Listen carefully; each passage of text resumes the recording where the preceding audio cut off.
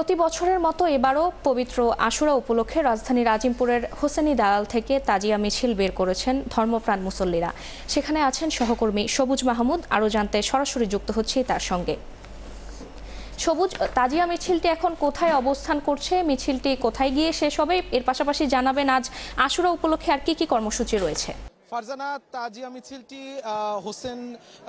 Hosni দালান যে ইমামবাড়া আছে সেই ইমামবাড়া থেকে আজ সকাল 10টা নাগাদ মিছিলটি শুরু হয়েছে। সেই মিছিলটি এখন আছে উর্দু রোডে। এখান থেকে আজিমপুর হয়ে নীলক্ষেত হয়ে সায়েন্স ল্যাবরেটরি থেকে ধানমন্ডি গিয়ে অস্থায়ী যে কারবালা, সে অস্থায়ী কারবালায় গিয়ে মিছিলটি শেষ হবে বলে আমরা জানতে পেরেছি, এবং সেটা হয়তো দুপুর 2:30টা নাগাদ হতে পারে। এখন এই মুহূর্তে উর্দু রোডের যে মিছিলটা আছে, এই মিছিলটি আমি ঠিক মাঝামাঝি অবস্থান করছি।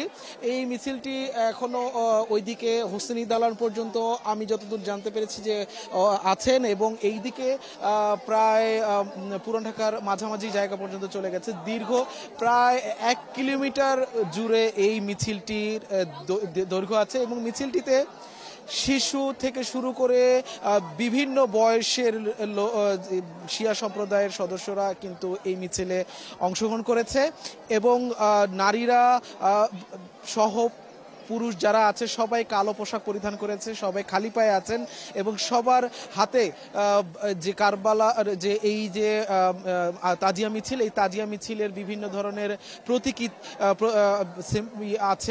আছে। সেই প্রতীকীগুলোর মধ্যে রয়েছে আলম, যেগুলো আপনি দেখতে পাচ্ছেন দীর্ঘ বাঁশের মধ্যে কালো কালো কালো পর্দা দিয়ে সেগুলোর মাথায় ফুল রাঙিয়ে বিভিন্ন ধরনের প্রতীকী দেওয়া হয়েছে, এবং তার বেহেস্তা নামে কিছু নিশান আছে, সেগুলো আছে সামনের দিকে, এবং শেষের দিকে আছে 3টি ঘোড়া। তার মধ্যে একটির নাম হচ্ছে দুলদুল, যে এই ঘোড়াটি মহানবী হযরত মুহাম্মদ সাল্লাল্লাহু আলাইহি সাল্লাম নিজে ব্যবহার করতেন। সেই ঘোড়াটি পরবর্তীতে তার দৌহিত্র ইমাম হোসেন, যিনি কারবালার প্রান্তরে পুরো পরিবার সহ নির্মমভাবে হত্যাকাণ্ডের শিকার হয়েছিলেন,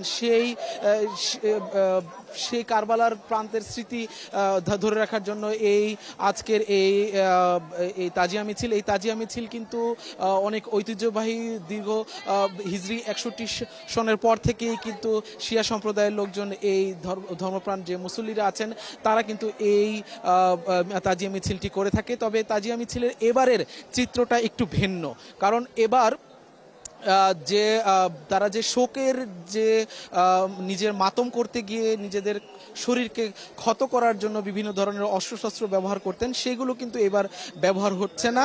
সেগুলো পুলিশের পক্ষ থেকে কড়াভাবে সেগুলোকে নিষেধাজ্ঞা দেওয়া হয়েছে, যার কারণে সেগুলোর ব্যবহার হচ্ছে না। তবে সবাই কিন্তু তাদের বুকের মধ্যে চাপড় কেটে এই কারবালার যারা শহীদ হয়েছেন তাদের স্মৃতিতে মাতম করছেন, এবং সবাই যেই শোকগীতি করছেন ইয়া হোসেন ধ্বনিতে তারা মিছিল সামনের দিকে এগিয়ে নিয়ে যাচ্ছেন। এই মিছিলটি প্রায়, আমি আপনাকে একটু আগে যে বললাম, প্রায় 1 কিলোমিটার দীর্ঘ। এখানে বিভিন্ন বয়সের বিভিন্ন শ্রেণীর পেশার লোকজন এখানে আছেন, যারা শিয়া সম্প্রদায়ের মতাদর্শের বিশ্বাসী। ধন্যবাদ সবুজ আমাদের সঙ্গে যুক্ত হওয়ার জন্য।